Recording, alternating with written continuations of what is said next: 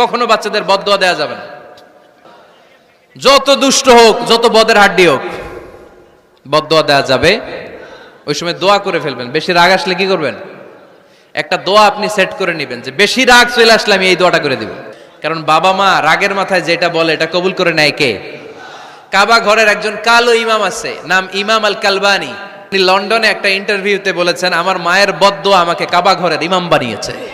উনি বললেন, আমি ছোট্টবেলা অনেক বদের হাড্ডি ছিলাম, আমার মতো দুষ্ট আমার এলাকায় কোনো ছেলে ছিল না, কিন্তু আমার মা ছিল অনেক বড় আল্লাহওয়ালা। আমার মা জানতেন আল্লাহর কাছে দোয়া করার কত বড় পাওয়ার। আমার মা যখন আমার উপর রেগে যেতেন, আমার মা জানতেন রাগের মাথায় বদদোয়া দিলে বদদোয়া কবুল হয়ে যাবে। এজন্য যখনই আমি বেশি দুষ্টামি শুরু করে দিতাম, আমার মা রেগে আমারে বদদোয়া দিয়ে বলতেন, আল্লাহ তোরে হেদায়েত দেখ, আল্লাহ তোরে কাবা ঘরের ইমাম বানায় দেখ। আপনারাও আপনাদের ছেলে